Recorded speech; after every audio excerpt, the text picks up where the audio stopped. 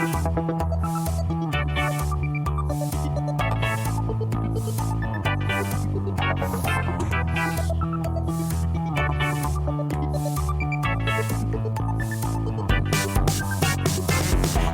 ou Tripoli, Vilnius ou Benghazi, Paris, Moscou, on fait le bunga, bunga. Bangkok ou Bogota, Le Caire ou Jakarta, Gustabia, on fait le bunga, bunga. Stockholm ou Monaco, ou Montevideo, Oslo, Tokyo, on fait le bunga, bunga. Hello, welcome to BungaCast, the global politics podcast at the end of history. Long-time listeners to this podcast will know that since we began in 2017, we've argued that politics is back, but that it's weirder than ever. People are angry, political claims and demands are proliferating, but we also know that politics is stuck. It seems that a lot of the political energy that was unleashed over the past decade, and which was directed at the establishment, has now been funneled instead towards culture wars, towards a sterile polarization, towards fighting over political symbols, rather than about how society should be organized. My name is Alex Hochuli, and I'm the host of this podcast. Co-hosts Philip Cunliffe and George Hoare are away today. In today's episode, I talked to Benjamin Studebaker about his new book. It's about the false hopes that US politics sells its citizens, and how, as the subtitle of his book has it, the way is shut.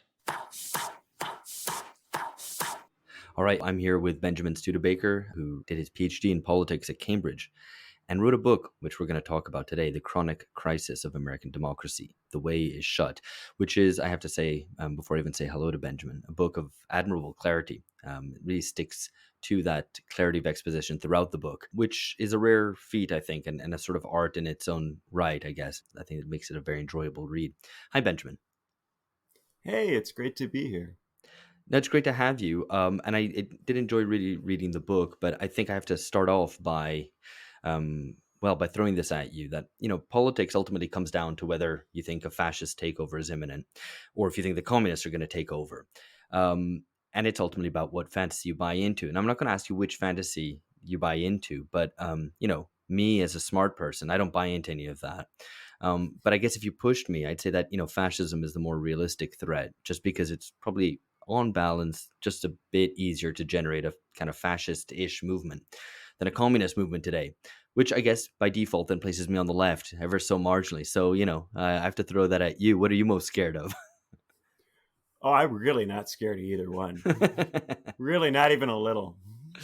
I think that's the right answer. I was being facetious, but yeah, I think that has to be a good starting point, actually. Anyway, so as a way of have you maybe explain what your book is about, what is the unsolvable problem in U.S. politics? Yeah, so I think the unsolvable problem is this set of changes to the economy that have occurred over the last 50 years or so, but really have their roots almost immediately after the end of World War II with the GATT trade rounds. And the fundamental thing that is changing is that capital is getting more mobile. It's easier to move money and jobs from place to place. States, which are territorially based, can't move around and therefore have to compete with each other to attract these flows. And that gradually drags states in more and more pro-capital directions. And I think that this has certain straightforward effects, like, say, outsourcing of jobs to other countries or people moving money into tax havens. But it also has a lot of less obvious effects insofar as states make policy to try to keep the tax money from going abroad, to try to keep the jobs from going abroad. And that involves wage suppression. It involves the restriction of labor rights. It involves weakening the trade unions. It involves weakening all of these things that we view as important for having functional, healthy working class. And as this capital mobility intensifies, the structural power of oligarchs and corporations gets stronger and stronger. So the more capital mobility grows, the more oligarchs and corporations can insist that it grow more, and that further weakens the forces of resistance. Right. So, I mean, that sounds like it's a book about globalization, but that isn't really the focus. I don't think, maybe you don't even use the term globalization throughout the book. I'm actually wondering whether I came across that or not. Because really it's about the way that US politics is unable to respond to these economic transformations. And one thing that is interesting for readers who come to read it, and I do encourage them to do so, is that throughout the book, you're critical of hope for its role in keeping people engaged with the system. So you write that instead of politicians and media personalities who tell us our system is fine, we will increasingly have leaders who tell us they know how to save it. So this runs contrary to, I think, a lot of received wisdom on this question, especially on the left, but hardly exclusive to the left, that, hope is the good thing. So why is hope a problem? Yeah, so I think hope is a problem because the American political system is extremely dysfunctional. It's very difficult in the American political system to do anything, in part because there are so many different offices that you have to control to make policy. So if, say, you were to elect a president who is interested in some kind of multilateral arrangement to reconstruct the international economic system in a way that manages the flows, in a way that makes them more governable, that person would not have a lot of credibility in any negotiation because anything that the president negotiates must go before the Senate and has to worry about also potentially being struck down by the Supreme Court, and has to worry about whether the individual U.S. states will comply with whatever's agreed, and whether if they don't comply, the court will make them comply. And all of these questions, the president can say, don't worry about them, don't worry about them. But our trade partners and our diplomatic partners are very likely to have questions about all of that. So it's very difficult, even if you get someone elected president who is committed to changing this thing, for them to actually change it. Then on top of that, if you pursue a unilateral strategy, if you try to break out of this system by severing trade links and trade ties, by controlling the flow of capital, by reinstating capital controls, slapping down a bunch of really high tax rates, what will then tend to happen is that there will be a disruption to supply chains, inflation, a sense that the economy is dysfunctional, and then at that point the government will struggle to stay in power. So it's very difficult to fix this system with unilateral measures or multilateral measures, even assuming that you do have, say, a president elected who's interested in dealing with all of this. And of course, in point of fact, it's very hard to get a president elected who's interested in dealing with all of this, let alone all the other stuff that you've got to manage in this system. And what has tended to happen is that people have tried to come up with rationalizations about how if you just changed a little bit here or a little bit there with American democratic procedures, if you made them a little bit more European, all of a sudden, all of these problems would go away.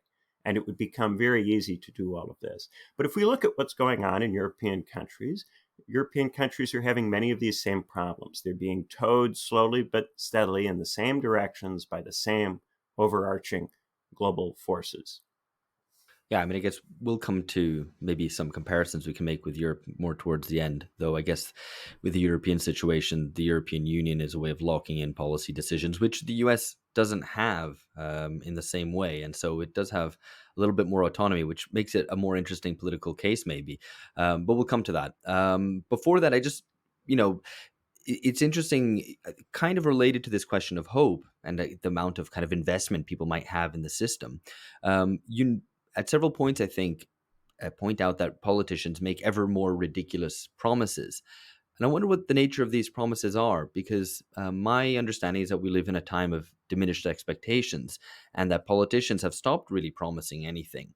And yet I encounter this idea in your book that politicians make ever more grandiose, ridiculous promises. And I think, well, maybe that's kind of true, but what is the nature of those promises? Yeah, the promises are often very vague and nondescript. So, in the case of Barack Obama, it's hope and change, which is contentless and is then to be filled in later. In the case of Trump, it's I alone can solve. What does the solution consist of? Well, it's not entirely clear. The one thing that I did think Trump was concrete about was an interest in doing something about trade, but then in practice, when he got into office, he found he couldn't really do anything much about that at all. And even the small things he tried to do were inflated into these gigantic measures, when in fact they made only very, very marginal revisions to the global trade system, and mainly had the effect of increasing U.S. trade links with other states in the Asian Pacific region apart from China, like, for instance, Vietnam. So there are big promises that do get made. They don't have a lot of content. It's hard to hold the politicians to account for the promises. Once the politician gets into office and finds that it's difficult to deliver on these things, there's a pivot into just trying to sell whatever you've got, because very quickly the next election starts to come up on you and you have to flip and say, actually, look, I've done it. It already looks great. It's already the best economy ever. Because there's no real criteria to measure what is the hope, what is the change, what is the I alone can solve. No, it's very difficult to actually evaluate anything that these guys do. Mm-hmm. And that's in their interest. I mean, I guess to look at kind of recent political history in the US, one example of a promise which seems neither, terribly vague, nor extremely limited and inflated into being something bigger than it is, would be something like the campaign for Medicare for All. I mean, would you see that as a properly political promise that was not delivered upon, obviously, and we can get on to why that was the case, but would that be an example of something which is a genuine promise? Yes, I think Medicare for All was genuinely concrete. I think if you were to say what's the missing content in the Sanders campaign, it's stuff to do with the global economic system. There was a lot of silences in that campaign about will there be reconstituting of, say, the IMF or the WTO? Will there be, there was criticism from Sanders of things like NAFTA and TPP, but that didn't come alongside a overarching structural critique of the whole thing. Was he going to try to reintroduce capital controls? Was there going to be some kind of push for global minimum tax rate? A lot of that kind of stuff wasn't in the campaign. But yes, I would say that Medicare for All is a discrete, concrete demand, as expressed by Bernie Sanders, maybe not some of the other people who have borrowed the phrase. Right. And I mean, so I want to talk a little bit about kind of your characterizations of the left and the right, both to a certain extent as mirror images of each other, but also having their own, I guess, particular contradictions and limitations. One way that you describe the dynamic on the left, which I think touches very directly on this question of why Medicare for All never saw really any kind of advance, is that, well, I'm going to quote actually from the book. The party establishment welcomes criticism from Bernie types. It's because the Bernie-crats present themselves as internal critics that anti-establishment voters trust them. Their status as critics makes them highly effective at managing dissent. Okay, so how does that dynamic actually work and play out? Yeah. So in practice, Bernie Sanders could raise enough money to give himself a competitive campaign. But when it comes to the down ballot races, it becomes a lot harder to get that level of attention for every individual down ballot candidate, especially because as you have more and more candidates, they're competing with each other for attention. So it becomes very difficult to raise huge amounts of money for all the congressional seats and all the state races and governor races, all that down ballot stuff. So what tends to happen is that there's a concentration of what resources and energy does exist in the blue cities, and specifically in these heavily gerrymandered districts in blue cities where Democrats regularly win 70% of the vote, where Republicans have no chance. And the idea there is if you can win the primary in that district, you've got it. You've got it sewn up. You don't have to worry about the Republican. So it's easier to win the race with less money, less resources. The cost of this is that you're going to run a campaign mainly focused around primary voters in very weird districts that don't look anything like the rest of the country. And that means that there's going to be an emphasis on the issues that people in those districts care about. And in practice, this leads to what I call in the book McGovernization, a focus very heavily on social and cultural issues that matter to the what I call the fallen professionals, people who have gone to college but have not been able to secure the kinds of jobs and careers that they might have hoped for or expected when they made the decision to go to college. The campaigns in these blue districts in the cities cater to these things. In the course of doing that, they alienate and antagonize people who live outside of these districts. And what that does is it allows the left to win a handful of seats in these districts at the expense of costing it its national momentum, costing it national enthusiasm.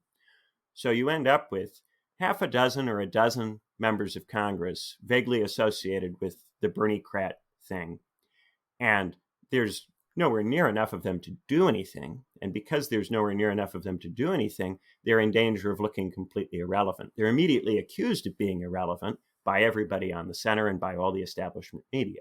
So they start trying to prove that they're not irrelevant. And they do this by talking up small stuff, talking up discursive interventions that don't have any kind of consequence for anybody, talking up little achievements that they get by making big concessions to the establishment of the party. They try to make themselves relevant by getting viral on social media. And increasingly, they're louder and louder and louder about a smaller and smaller set of increasingly pointless things. And the main meaningful thing they do is tell everybody to vote for Democrats every time there's a general election. And that, over time, I think has a very beneficial effect for the Democratic Party establishment, because over time it discredits the left as an alternative, and it generates a docile appearance of dissent that makes the party look more dynamic than it is. Yeah, I mean, it's amazing viewing it from afar how the kind of left wing of the Democrats or the DSA just abandon any leverage they might otherwise have on the Democrats by just kind of running behind them to the polls every time. It's interesting. I wonder what your read on the situation is now. I mean, the New York Times, I think, had a piece recently on Alexandria Ocasio-Cortez being kind of critical of her, sort of along these terms. And, there's obviously a big demoralization on the US left after the kind of excitement of 2015 to 2020, and which is, shared in many Western European countries as well. And I wonder what your read on it is now in terms of that demoralization. Is this like because your book talks a lot about these cycles of activation and deactivation of political enthusiasm and then retreat, and whether you read this in a kind of cyclical sense as well, or if you think something profound has happened, or maybe you look back at that period and just go, actually, that was something which will be quickly forgotten about and history won't even write about it. Well, I think that over the course of people's lives, as they place their hopes in different political figures, they get disappointed and let down. And this gradually over time numbs them to the possibility of hope. They become less motivated by it, less interested in it, less compelled by hope narratives. And there tends to be a move toward fear. So if you're not able to get people to show up and vote by telling them, hey, we're going to do Medicare for all, you get them to vote by saying you've got to vote to save democracy from the fascists. And this narrative of fear delays the withdrawal from politics that would otherwise occur on the basis of the collapse of hope. Now, I think as you keep banging the drum about fear and the thing that you're meant to fear doesn't materialize, that can happen a second time with fear. So just as we can get over hope, we can get out of fear and move into despair. And the function of the whole book is to kind of move you from, if you're still in the hope mindset, out of that, if you're still in the fear mindset, out of that, and into this feeling of despair, into this feeling that the American political system really is not capable of solving any of the important problems that we have today. It's really not capable of delivering any kind of fundamental change. It was created by those who are dead, the founding fathers, and they keep it. They've structured it in such a way that it's very difficult for it to evolve or change. There hasn't even been a constitutional amendment since around the time I was born in the early 90s. You're not going to change the procedures in any kind of fundamental way. Even if you did, it wouldn't be enough. Even if you instituted European-style social democratic procedures, it wouldn't be enough. So I think there is a point at which we can get people to despair. And when we get people to despair, I think for most people what happens is there's a dropping out and there's a move into these enclaves, what I call the 4Fs. These zones that appear to be non-political, these alternatives to politics. But the tendency is to try to repoliticize each of those zones. So if you have deactivated voters who are hiding in the 4Fs, which are faith, family, fandoms, and futurism, you look for ways to go into those if you're a politician or you're part of the political class. You look for ways to go into those zones and make them political, make the people in those zones worry that if they don't take political action, those zones will be destroyed. So you create a hope or a fear narrative about those zones rather than about politics proper. But of course, in politics, just as it's not capable of solving the overarching problem, it's not really capable of making these zones work or sustaining them.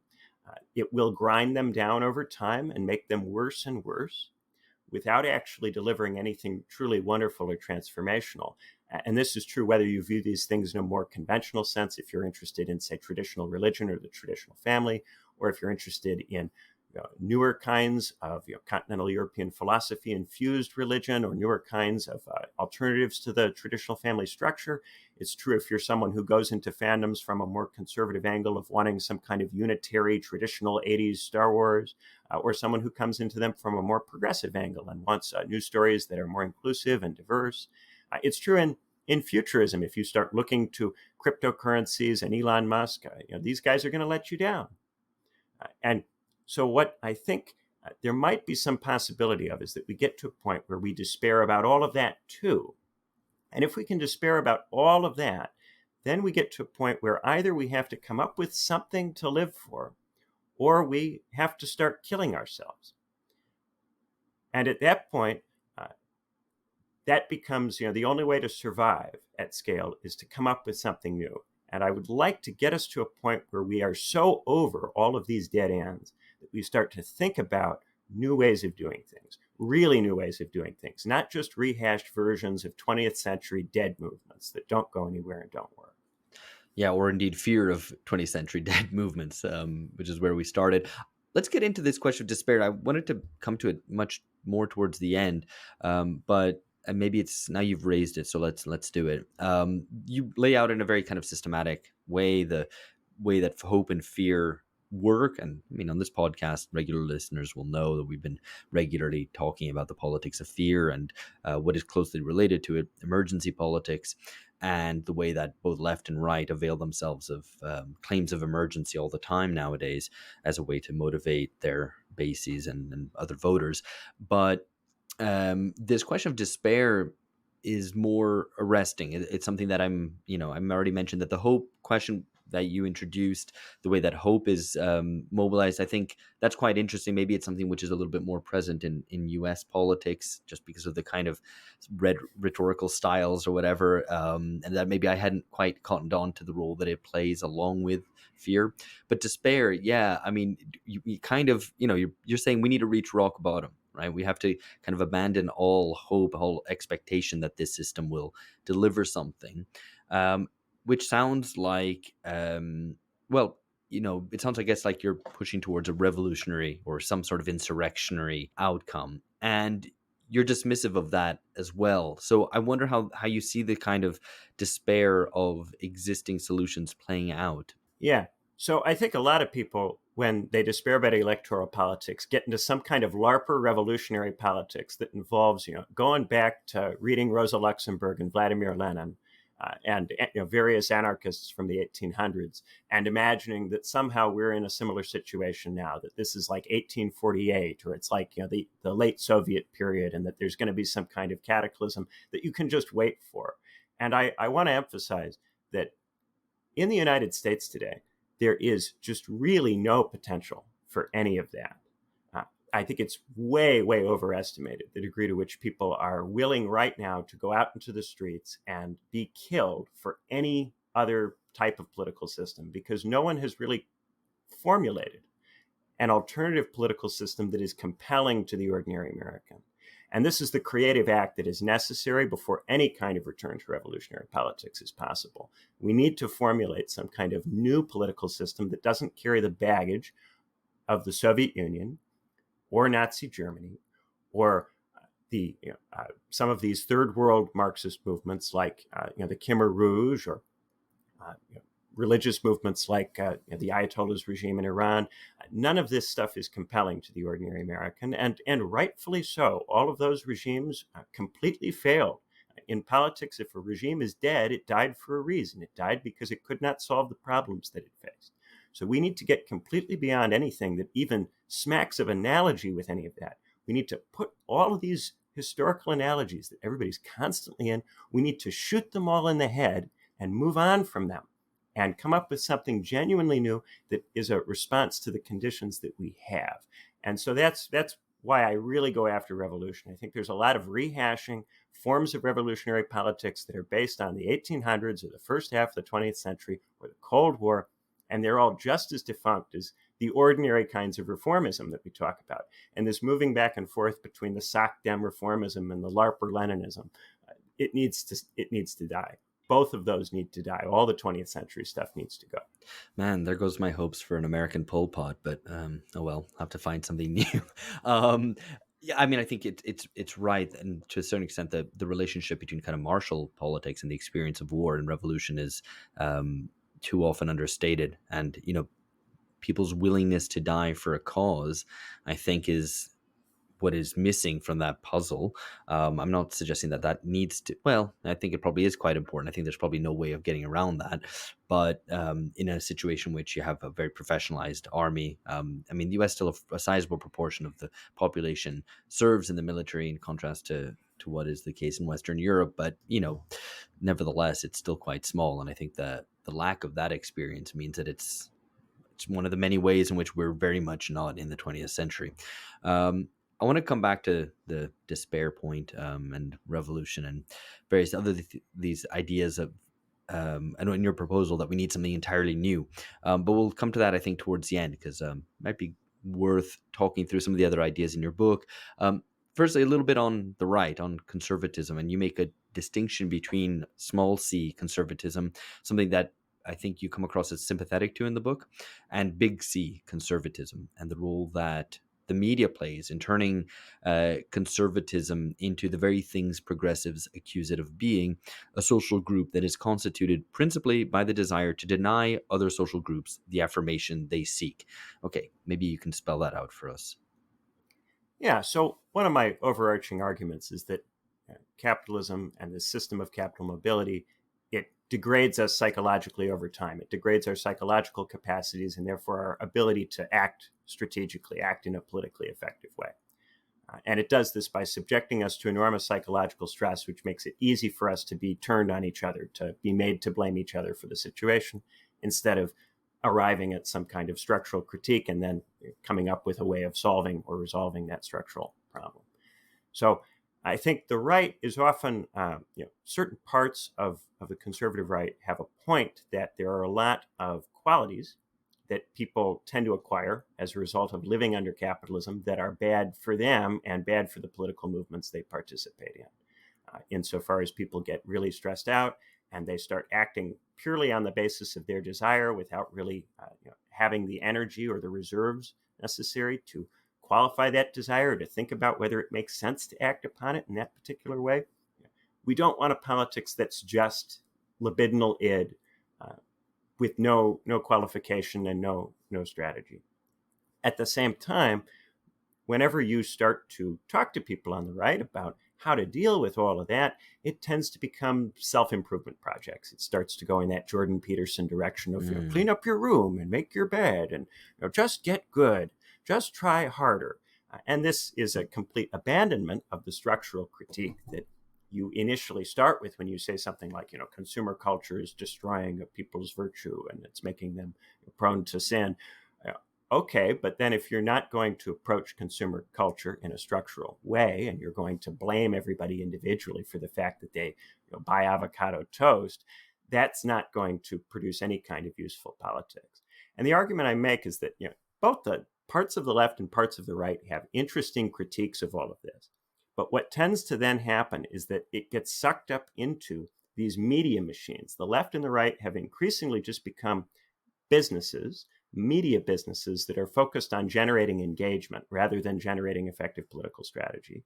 And the way that you do this is by getting people to blame other people for the situation, get them angry, get them outraged, get them interested in stories that either make them feel outraged or are cathartic insofar as the person who they blame or the group that they blame is humiliated or made to cry or made upset, right?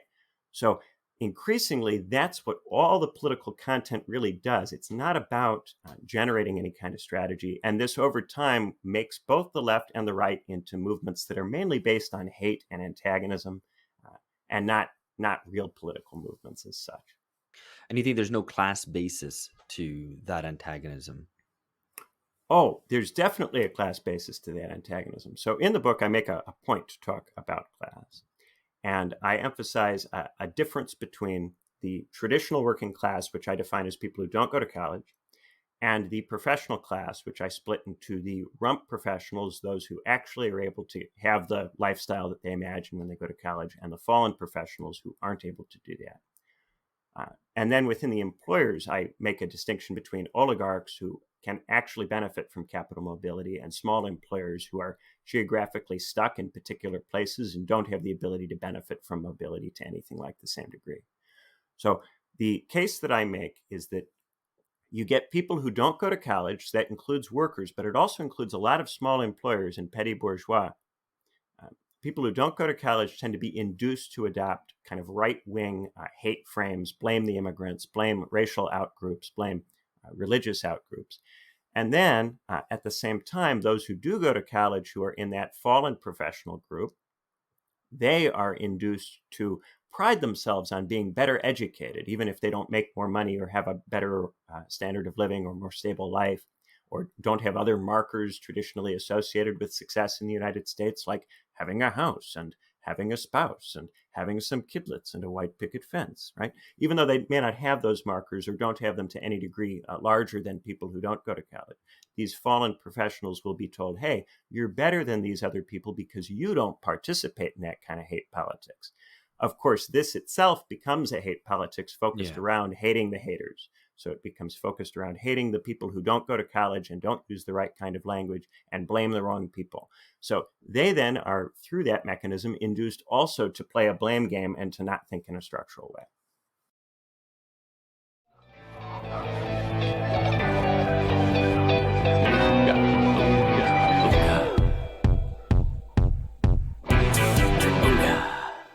Pushing this maybe a little bit beyond where it should go, but between those, you don't really see, between effectively the lower middle class, petty bourgeois base of the right, and particularly I think the populist right, and the base of woke liberalism. I don't know if I'm mischaracterizing what you're getting at if I put it that way, but nevertheless, that kind of idea, that between them there is no class conflict, that they're just two faces of the middle class, and there isn't anything there. Yeah, between them, there's really nothing much going on. I think there are some differences in terms of, sometimes there are some economic differences in the interests of the petty bourgeoisie versus the interests of college-educated fallen professionals who are employees. There's some difference there insofar as the small employer is an employer and not an employee, and therefore will tend to have some different views about the labor market and about wages and about inflation. And for this reason, the Republican Party will emphasize inflation more than the Democratic Party will in almost any situation. I also think there are some differences that we saw in COVID in terms of, if you're a small employer, keeping your business open is the thing that really matters to you ultimately. And if you're someone who is an employee, well, if you can collect a PPP check, then you're not going to mind so much if the economy shuts down for a while. Or if you can work from home and your boss will be content, you're not going to mind a shutdown. So there are some differences that emerge from the different class constitutions of these groups.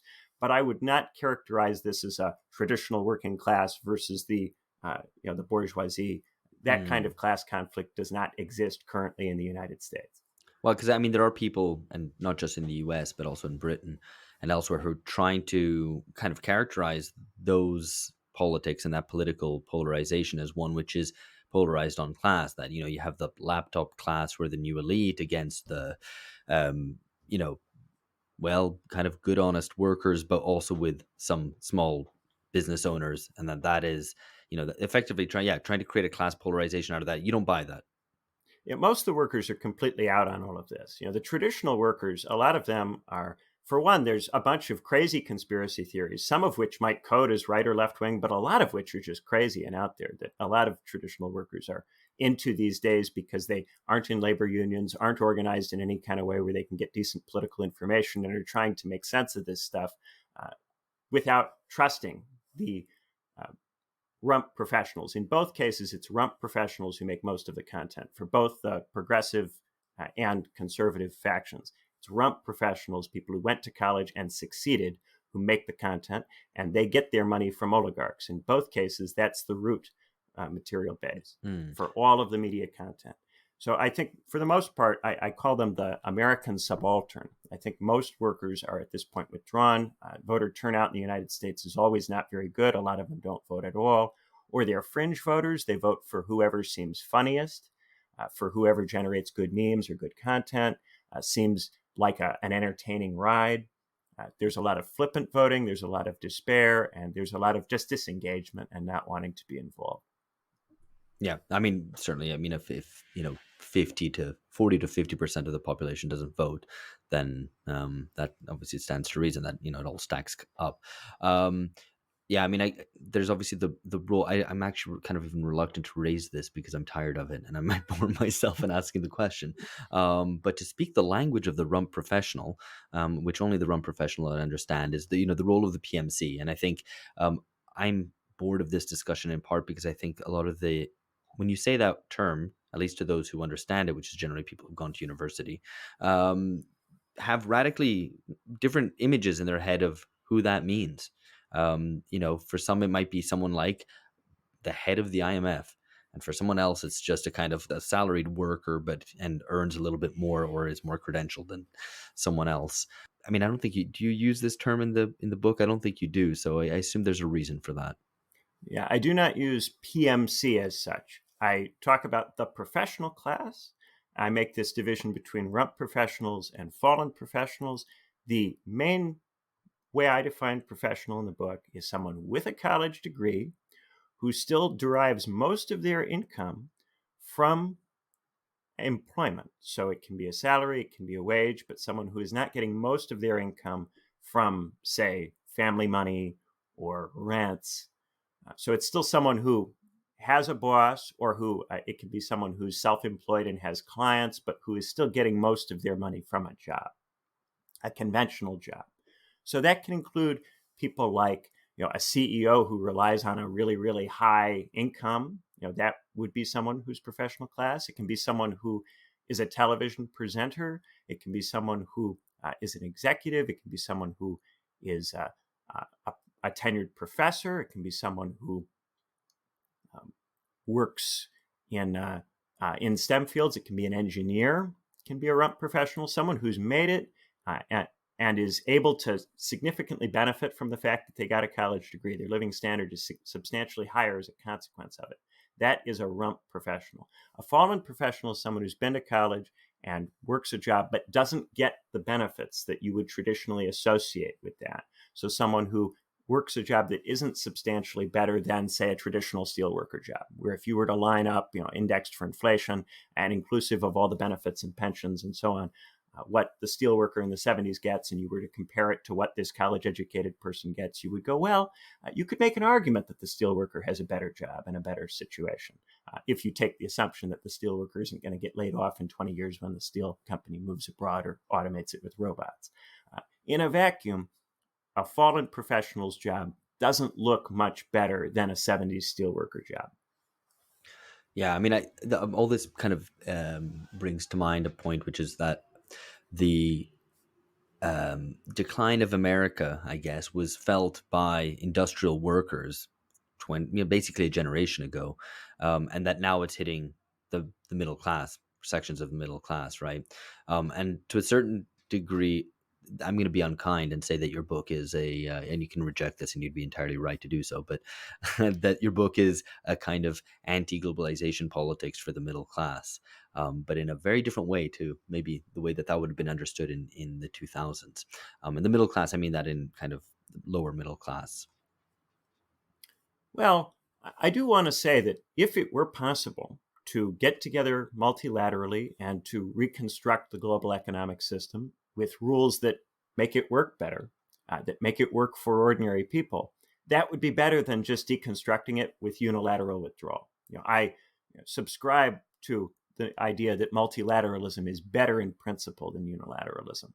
The reason the book tends to talk about unilateralism so much is that it's so difficult to actually get a bunch of different states together to do some kind of multilateral redesign. And this is something I think a lot of the left is just not really come to grips with. I mean, even within the European Union, how many of the Southern European countries Especially at any the given European time, Union, I would right? say. How many of those countries, right, at any given time have a left-wing government that would be interested in fundamentally restructuring the European rules, even if it's in the interests of a substantial number of states, clearly in their interest, beyond dispute. The number of states that actually have a government that would be interested in pushing for it at any given time is usually pretty small. And that's why most of the time when there's a crisis, you end up with one state that's caught out or two states that are caught out and don't have enough friends to get together and do anything effective. And that's true even within the European Union, which is meant to be a set of states that are similar to each other, that have similar economic interests. So when you start trying to imagine, how would the United States and, say, China get together and construct new rules for the road that they could both agree to, let alone that they could then get the European Union in on and other states around the world in on, it's really difficult to see how you would do that. I talk about two ships passing in the night. You could get even if you can get a movement elected in each of these countries or in power in each of these countries that would be interested in doing this kind of thing, the chances of getting them at the same time or close enough to each other in time is very, very low. And that forces us to talk about unilateralism because it's just much more likely to happen that way. Yeah. No, and it's again a question of leverage ultimately. I mean, for listeners' sake, we're having an episode coming out sometime after this one comes out on the politics of sovereign default, and where going it alone often seems like the thing that has to happen, and very often doesn't happen. And look at why that is the case. But to return back to national politics and the way politics plays out, I think one of the things that has been most disheartening for me, I think, just observing politics over the past I'm trying to think, past 3-4 years, has been the way that the evident repoliticization that's happened has been channeled towards culture wars. And I think this is obviously a concern of yours too, even if you put it perhaps in a bit different terms. One of the things I note in your description of both sides facing off at the US is the way that, well, let me quote, the politics moves attention away from the economy, instead focusing attention on the proliferation of vice, where the conservatives are concerned with traditional vices, progressives are concerned with the vices of racism, sexism, and various phobias. Now, your language there is pretty deliberate in using the language of morality, individual behavior, concern with individual behavior in a pretty kind of Christian way. And I wonder why you chose to describe it in those terms. Do you think that it's still, the US is still, I guess, quite Christian, and to describe these issues in terms of sin and vice are get down to the root of what's going on? Yes, I do think they get down to the root of what's going on, in part because many people on the left are just first generation, removed from Christianity, just one or two generations removed from really quite intense Christian conviction. I think that there is still a very, very large amount of this stuff going on in the States. Even if you look at, say, falling church membership, there's a lot of people who have religious convictions who consider themselves very spiritual in a very serious way, who may not identify with Christianity or may not themselves go to church, but would count themselves as spiritual. A lot of Americans who would say that they've rejected Christianity, who wouldn't even say that they've rejected spirituality or God as such. And even among those who do say that they have rejected God, you've got a set of people who are in the shadow of that concept in the Nietzschean sense, who are still very much doing politics in a way influenced by having grown up in that kind of milieu. So I think that stuff is still very much going on in the States. And that's something that maybe looking at it from a European perspective is less obvious. We talk a lot, way too much, about how the United States is more racialized than Europe, but we don't talk as much about how it's more infused with theological emphasis. Yeah, and especially because it's a discussion that used to happen, but in a much more blunt way, like in the 2000s. Look at George W. Bush. Look how religious he is, born again, etc., etc. And it's a discussion which has faded with the decline in church membership. But yeah, as you hint at, that's probably more to do with atomization than it is to do necessarily with a decline in belief. Yeah, and also politicization of the churches to the point where a lot of people are frustrated with religious organizations because those organizations try to drag them back into politics in a way that they don't like. Many people go to faith to get out of politics. Yeah, that's very interesting for me looking at it from Brazil, where we've had huge growth in continuing growth in evangelical churches, which have been very politicized, but already it's showing the signs of strain, where a lot of churches, even in the last election, were kind of like sick of their pastors telling them to go vote for Bolsonaro and that the communists are going to come take their children away and et cetera, et cetera. So it's Yeah, at this interesting. point, when you survey churches in the States, the evangelical churches often have the lowest rates of political participation now. A lot of them are just totally out on it. They're completely burnt out after all this time. Which is fascinating. Yeah, that burnout. I mean, it's something that a lot of people wouldn't have predicted. And actually, when you think back at it, like, well, actually, maybe should have been a bit more skeptical. That's right. Anyway, that's all fascinating. But I'm gonna put a pin in that, because just on the question of culture war, because I think a lot of I mean, my tendency is to describe a lot of contemporary politics as culture war. Um, do you see it as a question of content or of form? So does culture war only pertain to certain issues, certain types of topics, like abortion? Probably is the most kind of archetypal one that there is, particularly in U.S. politics. Or do you see it more as a way of doing politics? So that it could attach itself to any sorts of issues, but it could have a certain culture war framing. So I think there are a few different things that go into culture war. So one is this sense of a forever war, this sense of an issue that where you can't really win, where it's not clear what winning would mean, where even if you got what appears to be a win, that would immediately give way to just a new round of the same antagonism. So for instance, you fight a culture war to achieve gay marriage, you achieve gay marriage, and then immediately all of the activist organizations that were previously caught up in arguing for that pivot to arguing for something else that polarizes along the same lines. So the same issue is always current and always in Hmm. broadly a similar kind of way, with maybe depending on which particular issue they pick, shifting a little bit what percentages of people agree. But it's always there. You never get rid of it. And in part because there are so many people whose careers at this point rely on the issue continuing to be relevant. So it cannot be resolved in any kind of way. So I think there's a forever war aspect that's important. In addition to that, I also think it's worth emphasizing that a culture war issue never actually produces a living standard increase in material terms. So even if you win a culture war issue, that isn't going to make it easier for people to get houses or healthcare or education or energy at scale. It might shift a little bit the distribution of something currently. So some people might get it rather than other people. But it's not going to result in any kind of broad alleviation of the position of the working class or the position of the fallen professionals. They're not going to, as an entire class, see any kind of improvement from advocating on the basis of the issue. So there's a sense that even if you could resolve it, it would be inert. It would not actually do anything. So there's a pointlessness with culture war in both of those senses that I think is really relevant. Yeah, no, I can see that. I think that sort of futility and attachment to symbols which try to perpetuate that politics as long as is possible. So that's right. Yeah, There's no it's an victory. industry. It's a business to do it rather than actually a robustly political, class interest based struggle.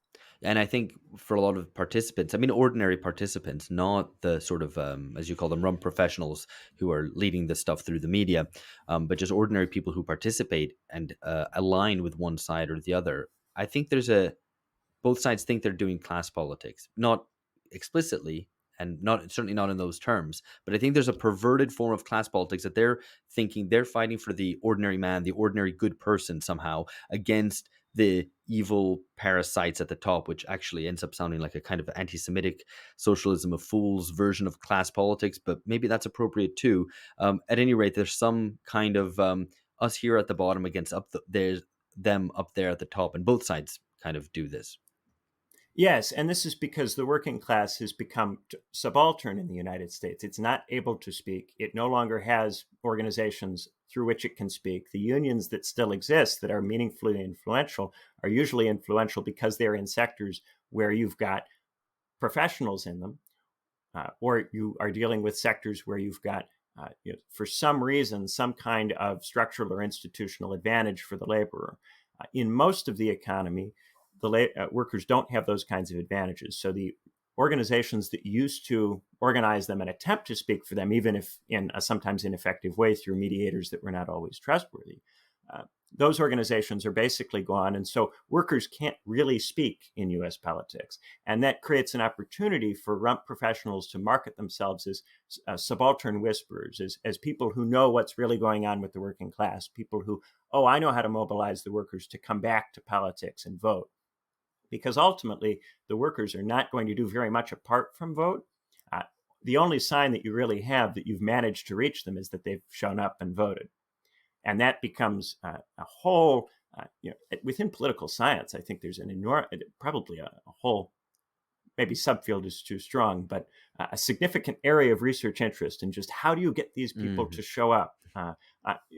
And going out into kind of anthropologically in the old imperialist sense, going out and trying to understand what is this community and how does it work and how do you actually get people to do anything? A hillbilly elegy type, running out into Appalachia and speaking to people and trying to understand what motivates them. And increasingly, it's just totally removed from what actually goes on. The people who are doing it have no actual connection to or roots in any of this stuff. And most of them don't really know. Of course, the trouble is, even to talk about this is itself to engage in it. There's no way of talking about what do the workers really think or what do they really want without in some way engaging in precisely this thing. The system has no way of actually enabling them to speak. No, and I think probably there's an extra layer even to that now of, I guess some people call it popularism, where technicians of politics conjure up the people, because the people might not be speaking directly, or to the extent that they're speaking, they might be on social media saying random things, and then this notion of a people is conjured up. Of course, it's instrumentalized to suit whatever politics you're trying to see through. Yeah, we don't have a people in the United States. We never have. It's always been a bit silly to try to pretend that this country that has so much internal diversity can be spoken of meaningfully as a people. At the same time, we also don't usually have the alternatives to that frame that people will try to throw out. We don't have a patchwork of identity groups grounded in race either. These different ways of trying to make sense of the country are all symptomatic of rump professionals who have no real roots in much of the country, who don't interact with anyone who doesn't go to college on a regular basis, who would never attend or contribute to an organization that was actually run by people who didn't go to college, who would find any such organization too troubling on too many different levels to get properly involved with it. Yeah, no, and I mean, the amazing thing about this situation is that it's incredibly noisy, but there's not that many people actually doing things. So, it's not like people are members of unions, political parties, associations, and yet there's a whole lot of noise about politics. And that's, I think, one of the curiosities of our time. I mean, it's one of the kind of perplexing things and things that makes it kind of intractable as well, because this plays in very much to what you're talking about in terms of the way that your 4Fs, faith, family, fandom, and futurism, no longer provide any respite from politics. In fact, I made a note while I was reading it that actually what you're basically saying is that politics is just commerce and everything else now is politics. And that means that your usual spaces don't provide any respite from politics, and politics itself is just perpetual kind of marketing. I mean, I've referred to this as the politics of the Apiron. Anton Jaeger talks about it in terms of hyperpolitics. And I think this is what creates so much stress. And stress is something that recurs a lot as a theme as well in your book, about stress and resentment and kind of the ordinary stresses of life and how little space there is outside of that now. Yeah, I think from within the professional space, we can look at, it looks a lot like hyperpolitics. I think, and of course this involves abstracting and looking out my window at Indiana, from the standpoint of the workers, I think that this is like a kind of running away from someone who's menacing you. I have this section about balloonists, where you have these people who get in hot air balloons, and they're the stand-ins for the professionals. And they try to rise up in their balloons. And initially, their motivation is to see what's going on. They've grown up on the ground like many other people have in many cases, and they can see that on the ground that things are terrible, but they don't understand why. So to try to get a sense of why things are terrible, they get in their balloons, right? And the balloon is education. It's rising up into the elite. It's interacting with other educated, smart people, right?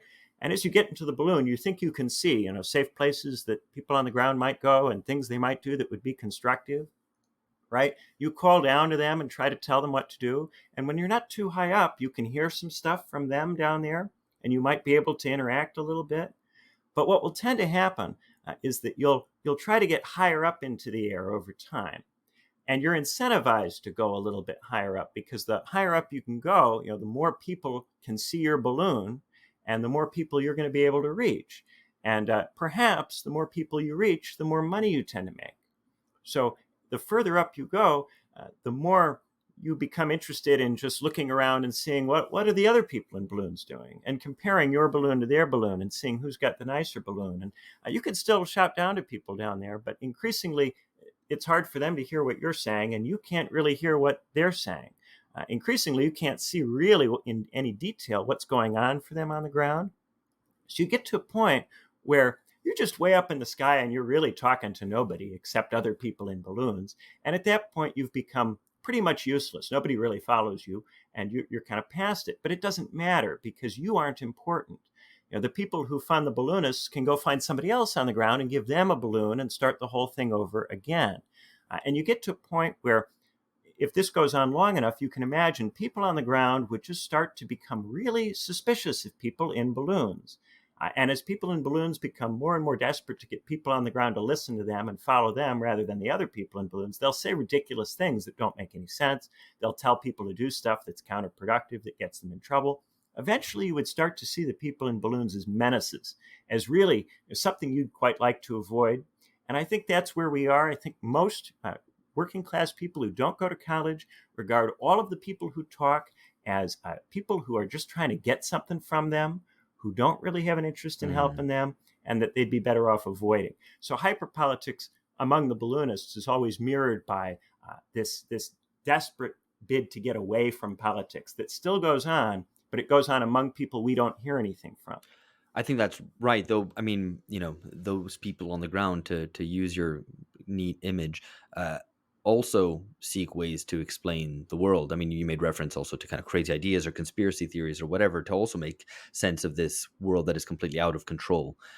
So, I mean, the hyperpolitics would still be a reality on the ground then too, albeit it would take a different form. It would be less. It might be, where do these sinister balloons come from, and who's the puppet person who keeps putting these balloonists in the sky? Right. Yeah. No, that's good. That's good. I like that. No, I like the balloon image. It's pretty useful.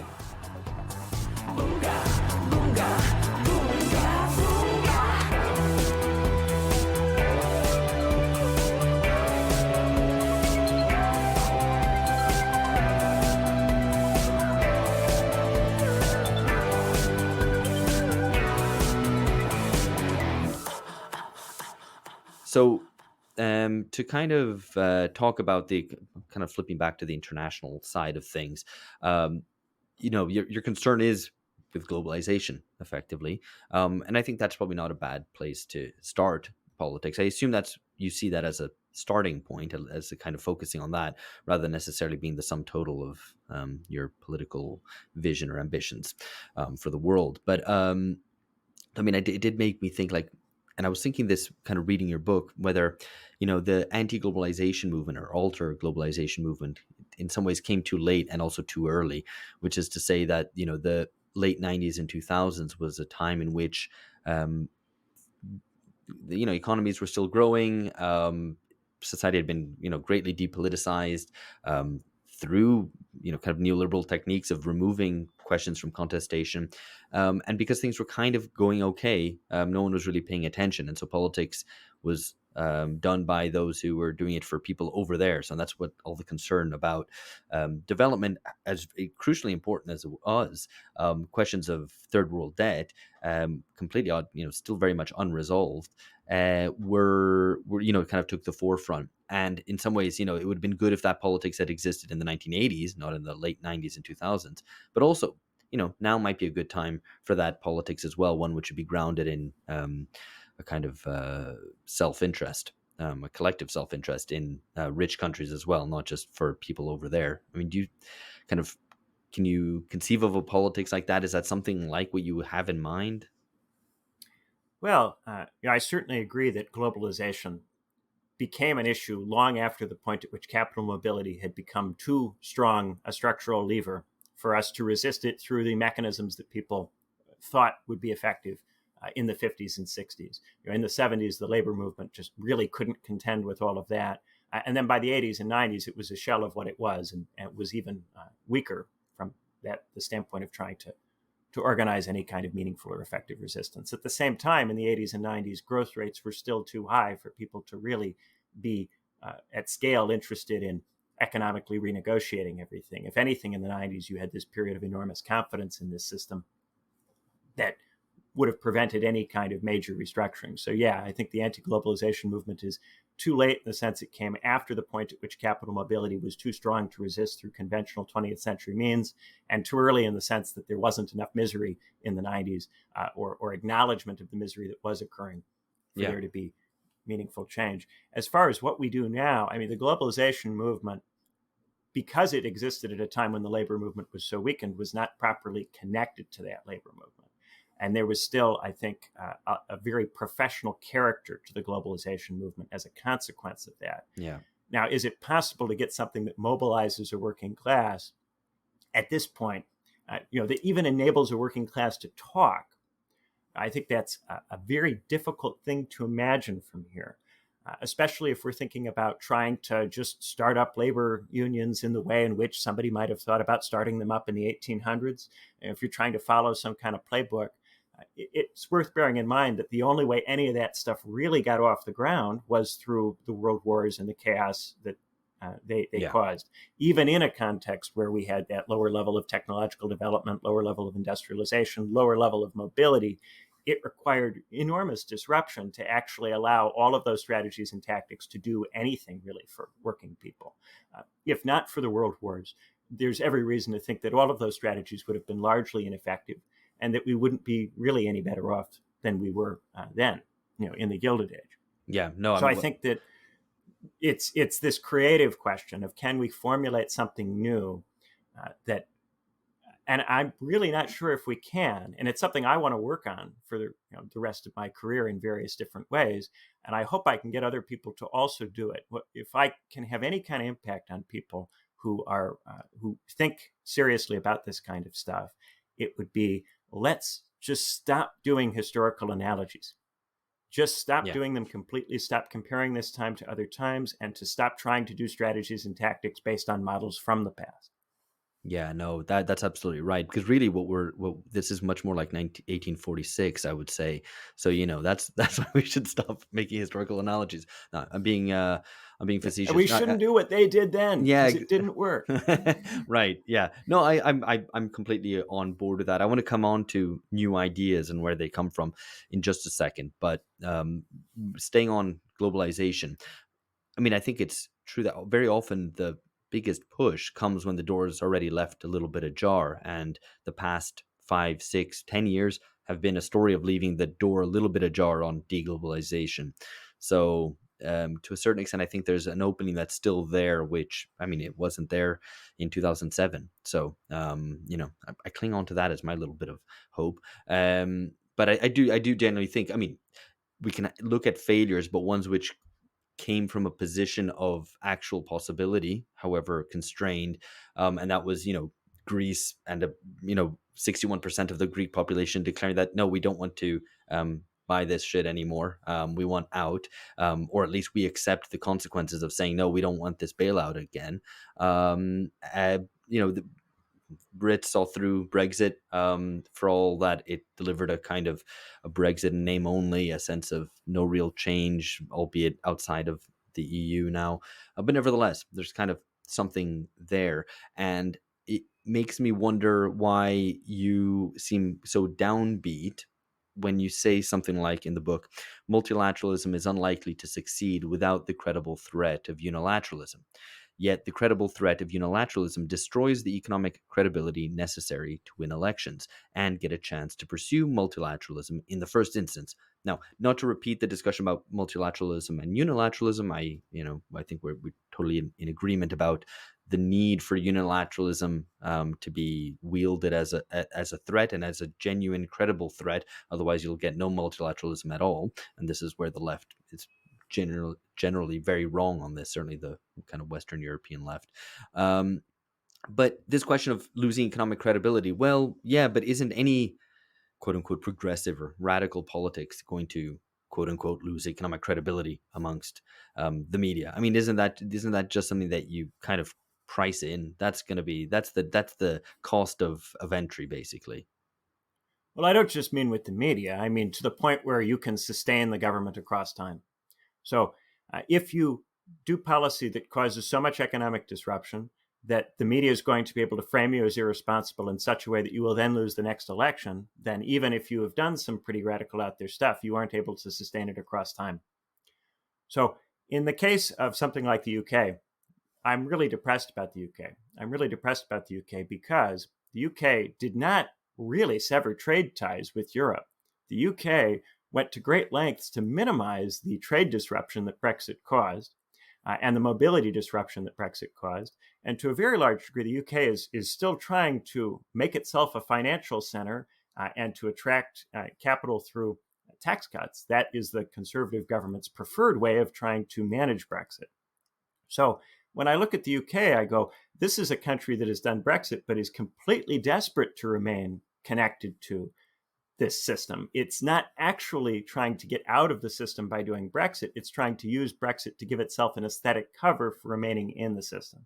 And I think this is what we tend to see in Europe. We tend to see states that look to create an illusion that they're exiting or trying to exit when they're trying to do a superficial exit that will allow them to stay in with less criticism from the public. And I think we see that, for instance, with Orban in Hungary, where economically Orban is totally deferential to European rules, but there will be all of this cultural froth that he'll kick up to try to create the illusion that he's in permanent rebellion against the system.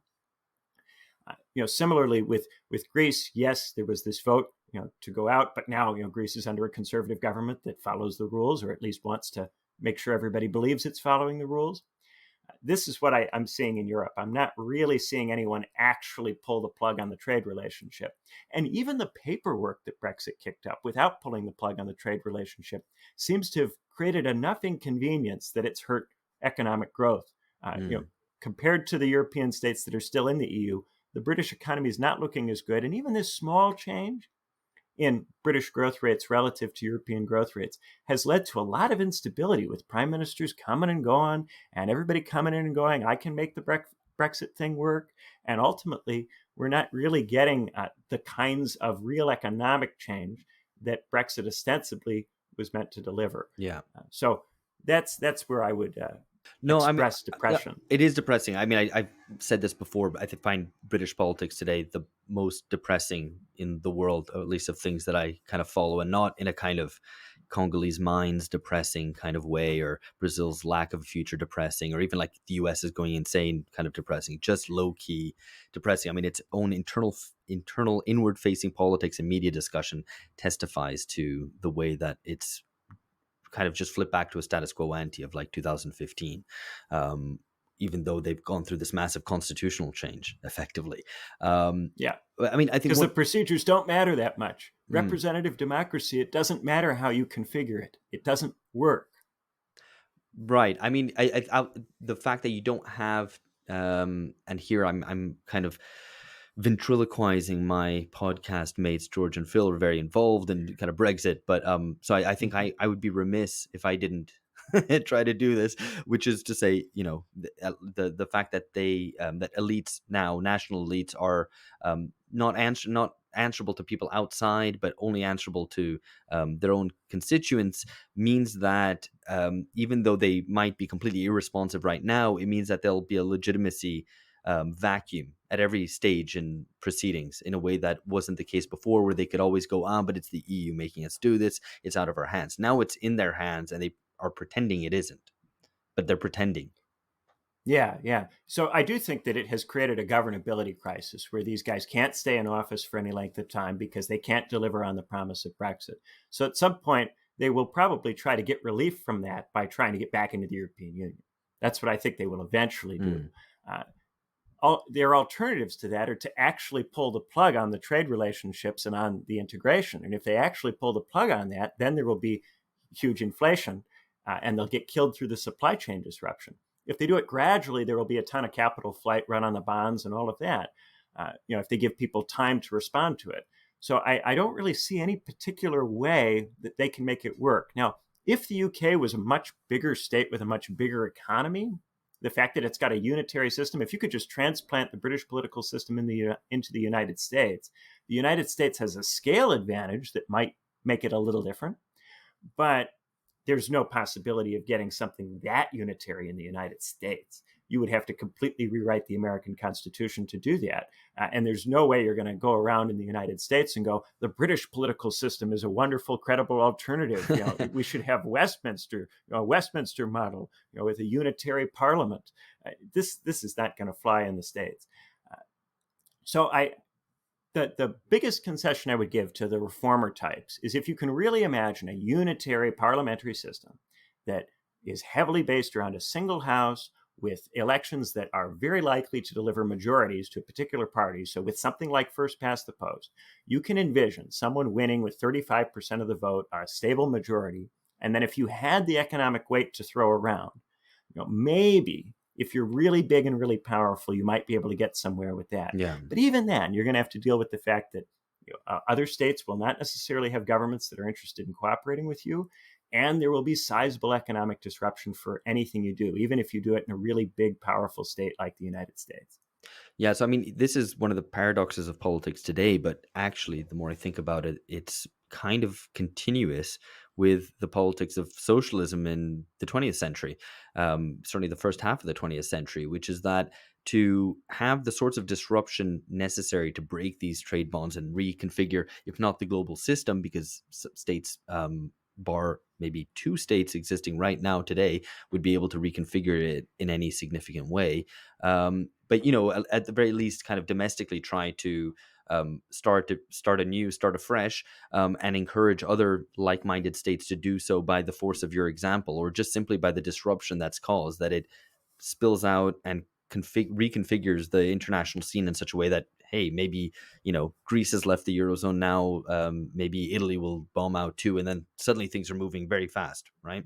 It sounds a lot like how people used to think about the third world during the Cold War. So this is what I'm getting to, right? Yeah. The problem is that these are weak states who can be easily crushed, and the force of example pushes the other way. It doesn't push to like, hey, Greece has left, let's do that. It's like, oh my God, Greece has left. We could never do that because look how much devastation is being caused, even though what Greece is going through is the same levels of devastation, just a little bit more slowly and less dramatically. But anyway, the force of example still is there. What you need is a rich and powerful advanced state who has some leverage and acts as a bit of a linchpin to some degree in the international system, somewhere like Britain. The problem is that getting a country like Britain to undergo that level of disruption self-willingly, without kind of the IMF or the Troika, the Eurozone, whatever, stamping on its neck, is quite hard. And so this is one of the, this is where we're back to the kind of discussions of, there was no revolution in Germany in 1918. But if there had been, there would have been, we need the leading states to undergo a revolution, and you can't get that. So therefore it falls to the weak states in the international system, and you're back at discussing 1960s, 1970s politics again. So, we're kind of still there. Yeah, we have to get back into thinking about what could you do to make these powerful states actually do something interesting. The states that are the most developed, that are the furthest advanced in this process that we're all going through, not advanced in a normatively desirable way, but advanced. What is possible in those kinds of places? And I think it is going to require a lot of real creativity and ingenuity, and actually reckoning with what is actually going on in the United States, what is actually going on in China, what can go on between them. I think that one of the most straightforward ways you could get major system change would be for the United States and China to fight a war with each other in the Pacific in the next few years, before all of the pipelines and railroads from China to Europe and Africa have been built.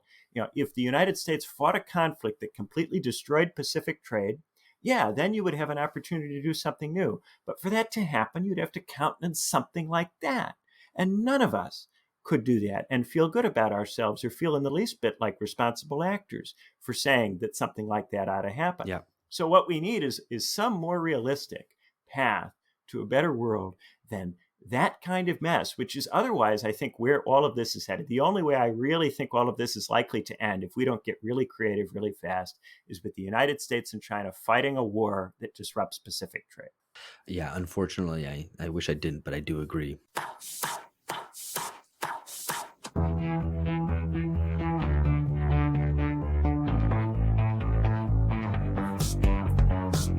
Right, so just to pick at a last couple of ideas from the book, or things, thoughts that it prompted in me. You talk about, chronic crisis. That's in the title of the book. The system is stuck, but nevertheless, its support for democracy remains. And I think there's a reading of that which is an optimistic one, which sees in that a real gain, which there's no going back from.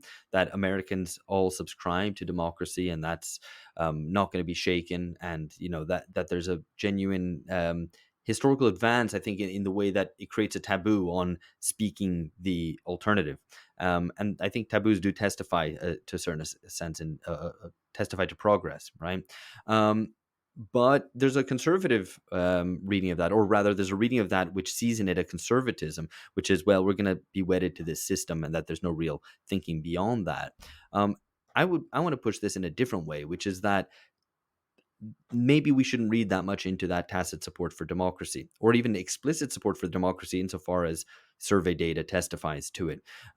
Because you can say, I'm in favor of democracy, and be supporting pretty naked authoritarianism. And I can think, just to draw from my own experience in Brazil, or maybe not my direct experience, but Bolsonaro, said he was running to save democracy, against the left, globalists, blah, blah, blah, blah, blah.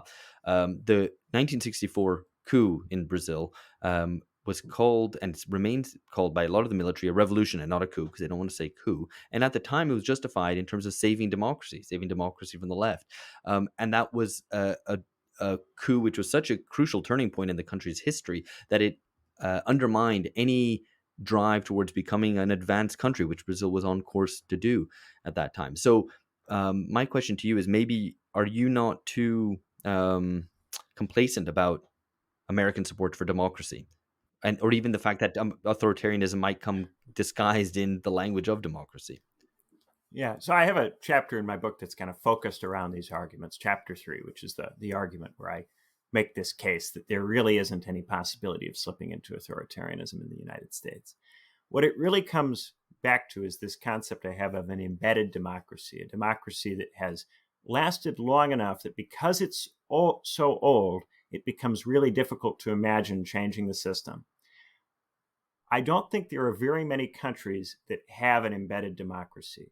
This is not to say that the United States is exceptional. I think, for instance, the UK also probably has an embedded democracy, but a set of democratic institutions that are very, very old. When you have institutions that are that old, that have outcompeted or outlasted many other political systems in many other parts of the world, there's this air of inevitability about them that shrinks the political imaginarium and makes it hard to imagine other ways of doing things, and makes it hard to support some of the kind of mutation dynamics that we see in other countries where democracy is not as old or not as established.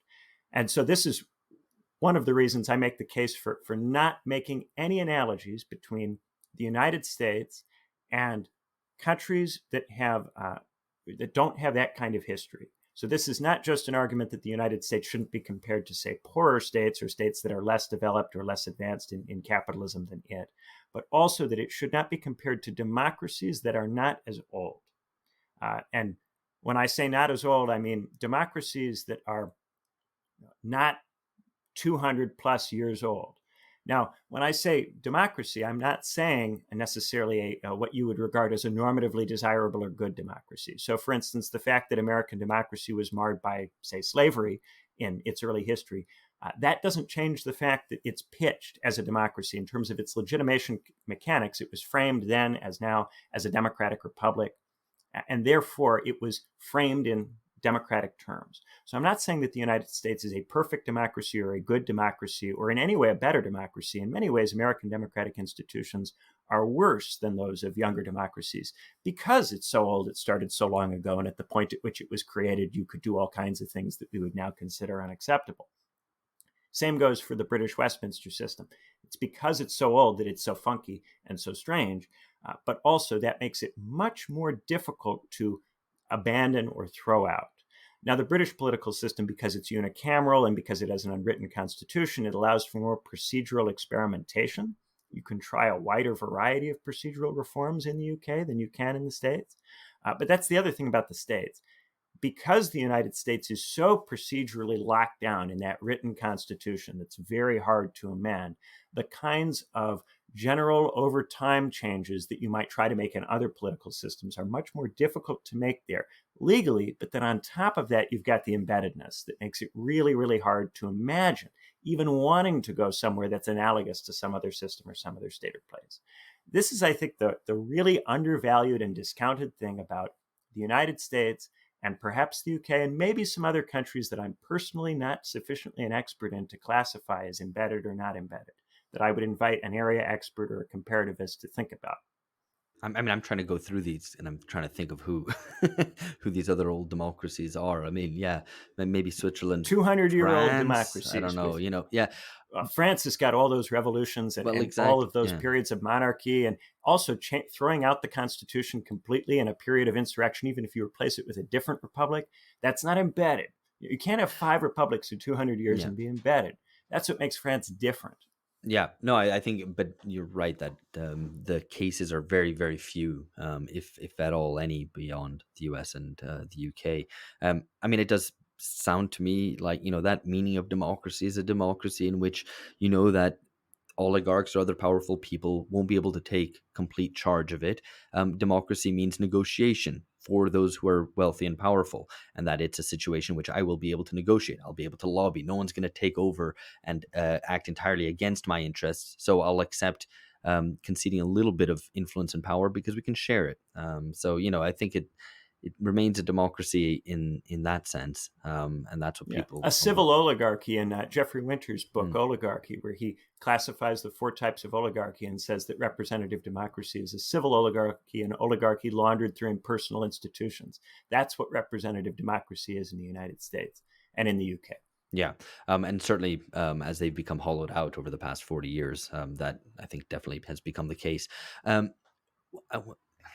You talk in the book about new ideas, about a kind of imagination failure, and you do that instead of suggesting a course of action or finding a solution, which I think is the right way to go about it. but nevertheless, we're kind of still stuck with this idea that there's no new ideas. The way that you call for new ideas, I think, took me a little bit by surprise, which is, again, I'm going to quote, "Revolution can't deliver a sanitized capitalism. It cannot deliver a democracy without hypocrisies or contradictions. A new political system would have to frame itself in different terms. It would have to make entirely different kinds of promises. It could not promise to actualize liberal ideals to accelerate what is already present. It would have to be a perpendicular alternative."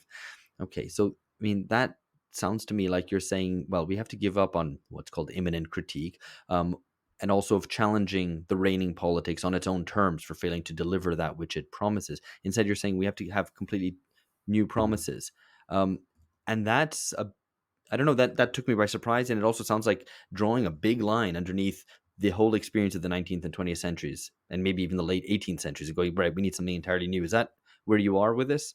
Yeah, we are way too haunted by history. We're way too haunted by historical example and thinking that we're like these other people in these other places and other times. It's in part because we're too aware of history. We know too much about it. We think about it and talk about it way too much.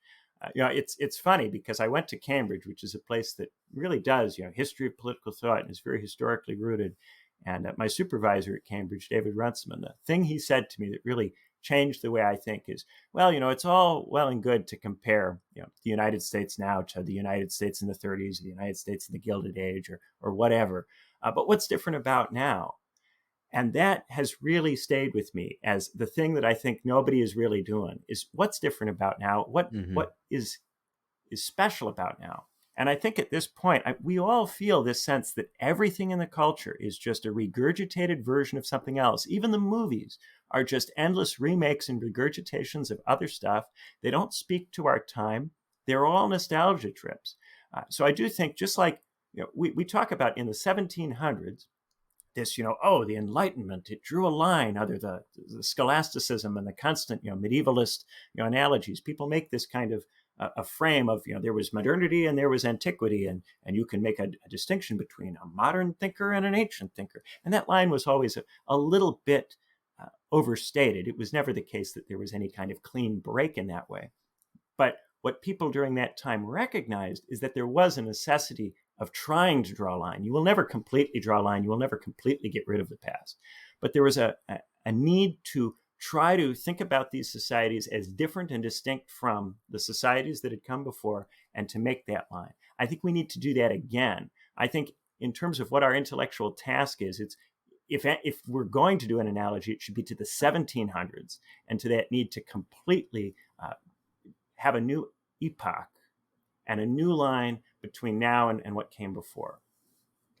So that sounds challenging, but also a lot more thrilling than a lot of the other possibilities that are around. I'm not sure entirely how we go about that. I guess, you've said that the way out is through despair. You presented your book on the podcast that you're part of, The Lack, which I would like to give a shout out to. I'm kind of an occasional listener, and I do enjoy it. On that, you talk through a little bit this idea of going through the pit of despair and maybe trying to come out the other end. Listening to that, it struck me that maybe the other hindrance is not a lack of despair, but a lack of boredom. That we are continually entertained, no matter how stressed or desperate or miserable people's lives get. There's always a sense of entertainment, and in fact, politics to a certain degree provides that, certainly for a certain class of people, and that we struggle to be bored anymore. And maybe those new ideas need to come out of boredom, and maybe through the strength of repetition of what we're fed constantly, that maybe we will reach a point where we're bored and start thinking about new ideas. Yeah, maybe we can wed boredom to despair. I think very often you can. I think very often when people really go into despair, it's in part because they've become bored with the failures of all of the things they've used to try to avoid it. I think in particular, when we're talking about people who work real jobs, they come home and they're absolutely gassed, right? So at that point, you don't have the energy for leisure. You don't have the energy for some kind of constructive project. You've got the energy to watch TV. And part of how capitalism debilitates the capacities of the workers is by siphoning off larger and larger percentages of their energy, so that when they come home, they can't do anything else other than watch TV. It's not as if that time or energy could go to politics, because by that point, there's a psychological depletion that means that it would be wasted in some form or fashion to try to reconstitute the mind so that it can wake up the next day and do the thing again. And that's something that I think in all of our politics, we should try to resist, the total sucking away of all time and energy by the instrumental system. Very good. I would like to co-sign on that. I think that's very good. And if there's one kind of little bright spark out there, I think is that we're discussing free time and the politics of free time a little bit more than we were before. And I think that's maybe a good direction to take things, along with many others, to generate some new ideas. Benjamin, thank you very much. I'm going to say to listeners again, they should check out the book. They can get a copy, The Chronic Crisis of American Democracy, The Way is Shut. And Benjamin can also be found on The Lack, which I also enjoy. Thank you so much for having me. This was so fun. Thank you. It was.